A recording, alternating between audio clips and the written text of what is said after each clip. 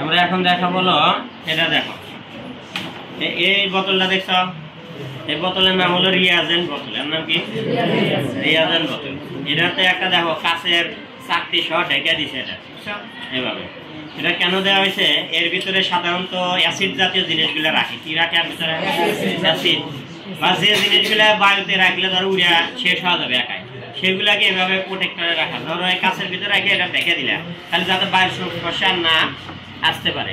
Acid যদি আমরা এর ভিতরে রেখে খুলে রাখি তাহলে দেখবেন যে ধীরে ধীরে অ্যাসিড শেষ হয়। অ্যাসিড তো বায়ুর মতো কিছু গ্যাসীয় হয়, গ্যাসীয় ধোঁয়ার মতো উড়িয়া যায়, বুঝতেছো? যাতে ওই ধোঁয়া হয় উড়িয়া যাইতে না পারে এই জন্য আমরা এটাতে কি করবো, এটাতে কি করে দিবে? ঢেকে দিবে। অর্থাৎ বায়ুর অক্সিজেনের সাথে যাতে তারা বিক্রিয়ায় অংশগ্রহণ না করতে পারে। বায়ুর অক্সিজেনের সাথে বিক্রিয়া করলে ধীরে ধীরে এটা কি হয়ে যাবে? শেষ হয়ে যেতে পারে। যে কারণে আমরা এই অ্যাসিড জাতীয় বা যেগুলো বায়ুর সাথে খুব দ্রুত রিয়াকশন করে ওই জিনিসগুলোকে আমরা এই ধরনের বোতলে সংরক্ষিত রাখবো, বুঝতেছ? যেমন তোমাদের আমি এর ভিতর থেকে একটা বোতল দেখাই। এই জায়গায় দেখো একটা অ্যাসিডের বোতল অলরেডি এরকম বোতল রাখা আছে। যেমন এটা ধরো, এটা লেখা আছে কি? ধরো H2SO4, সালফিউরিক অ্যাসিড। এটা প্রোটেক্টর দেয়।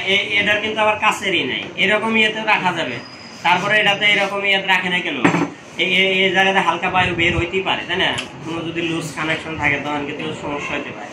এই জন্য এটা একবারে মুখাতে আটকে দিচ্ছে যাতে কোনো সমস্যা। এটা রিয়াজেন্ট বোতল। এটার নাম কি? রিয়াজেন্ট বোতল। এর ভিতরে সালফিউরিক অ্যাসিড রাখা আছে এবং এটা কিন্তু খুবই শক্তিশালী আছে।